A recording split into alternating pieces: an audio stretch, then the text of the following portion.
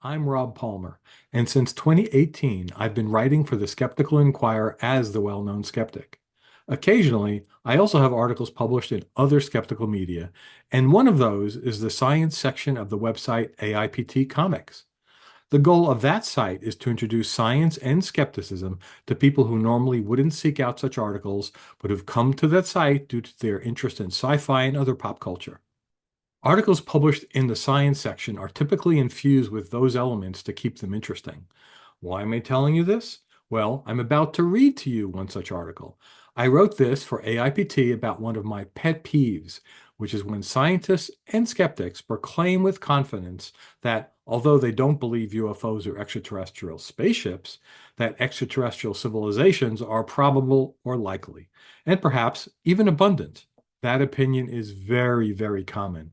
So here's my pushback on that claim as published in AiPT Science in 2022 and punched up here with some hopefully interesting visuals.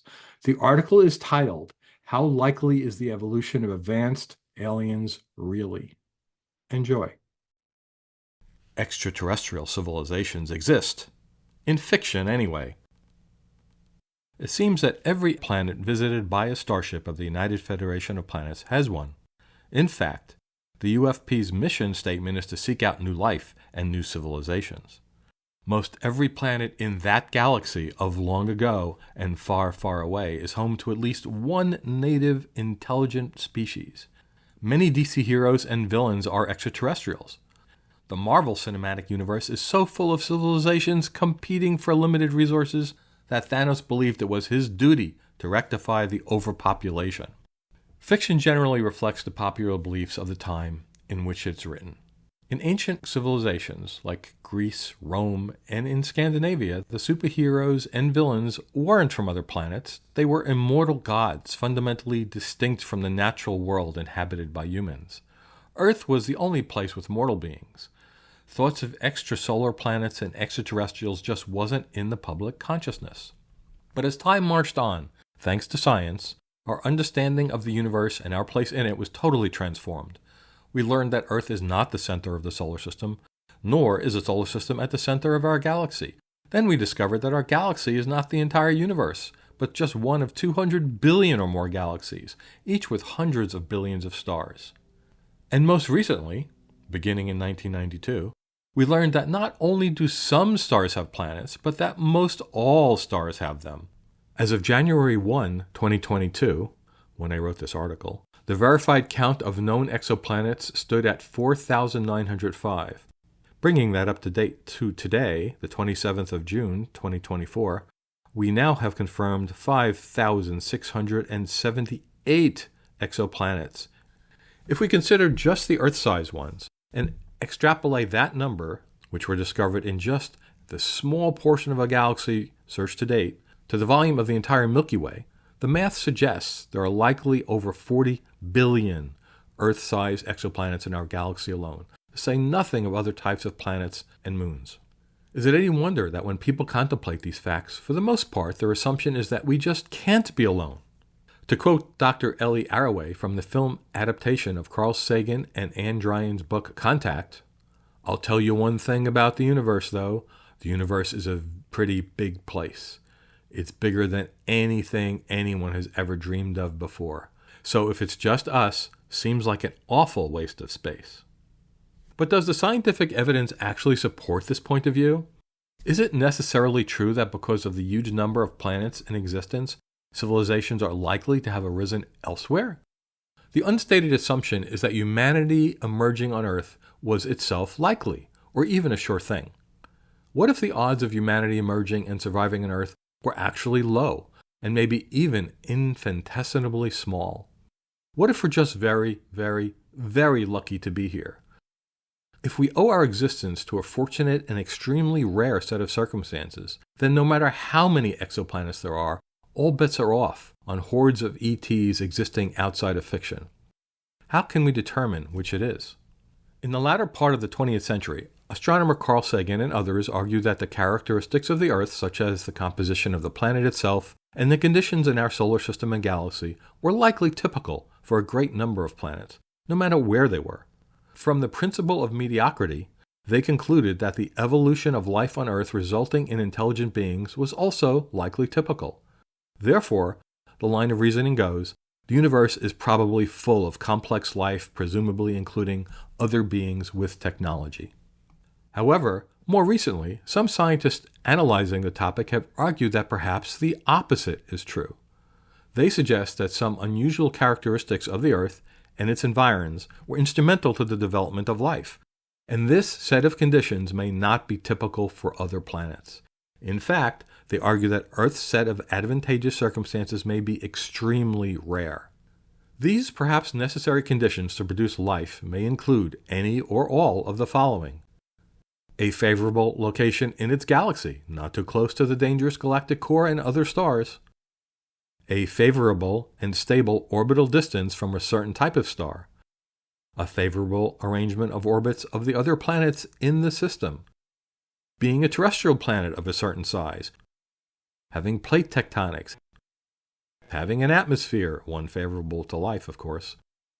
On top of all this, assuming that a planet has sufficient favorable conditions to allow abiogenesis to occur, there is still a long way to go to produce intelligent, technology-capable life forms. Let's take a look at the only example of success in this regard that we know of: humans on Earth. Numerous evolutionary steps led to our species, including all of these. Self-replicating molecules formed and thrived. Simple, prokaryotic single-cell life emerged and thrived, followed by complex, eukaryotic, single-cell life. Sexual reproduction developed. Multicellular life arose, creating even more diverse and complex life forms. The long chain of events resulted in over 5 billion species developing on our planet, all of which had to constantly struggle for survival against the elements and their competition. Of all the species that there ever were, 99% are now extinct, including many other hominids such as our cousins, Australopithecus africanus, Homo habilis, and Neanderthals. The sequence of species that led to us was no sure thing. Life took 1 billion years or so to get started on our 4.5 billion-year-old planet. It took another 3 billion for something as complex as worms to evolve in the sea, and that wasn't a certainty. The evolution of Earth's life was influenced by gradual changes to its environment, as well as by a number of cataclysmic events. One line of evidence points to a human population bottleneck occurring about 70,000 years ago, caused by a supervolcano, reducing our species down to a precariously low number, perhaps just 10,000 individuals. That's how close it might have come to there being no humans on Earth. In fact, the planet's history is punctuated by catastrophic events, which most species did not survive. Around 650 million years ago, the Earth likely froze over, like in Snowpiercer, but without the train. We have documented many more global extinctions, including at 517, 502, and 488 million years ago. The Cretaceous-Paleogene extinction event of 66 million years ago not only killed all non-avian dinosaurs, but over 75% of all animal species on Earth. A slight change to any of these catastrophes, or the addition or subtraction of such events, would have resulted in a very different biosphere on our planet now. Collectively, the impediments to life and civilization emerging on a planet are referred to as great filters. If time were rerun and events on Earth were started over from the beginning, and anything significant was changed, would Homo sapiens still emerge? Would life have happened at all? This scenario was explored in the series finale of Star Trek: The Next Generation, All Good Things. The omnipotent being Q brought Picard back in time to the primordial Earth at the exact moment life had originally started. Picard bears witness to a new timeline in which a puddle of slime, about to spawn the first life on Earth, is interfered with and fails to do so. Thus, humanity will never exist. Since our lineage survived all the great filters of the past, it may seem that humans are home free. But it's not certain that we're out of the woods. There may be great filters in our future, and any other civilization elsewhere in the universe will have to overcome these also.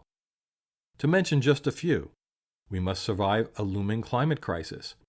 prepare for possible pandemics even worse than COVID-19, and proactively thwart any death from the sky global extinction events.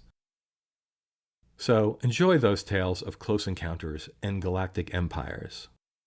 They may contain the only aliens that human beings will ever encounter.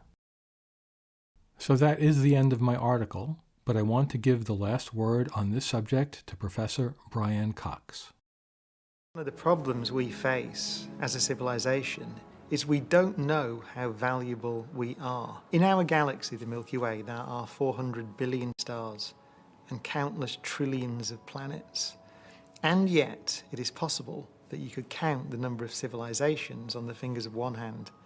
In fact, it's possible that there is only one, and that's us, here.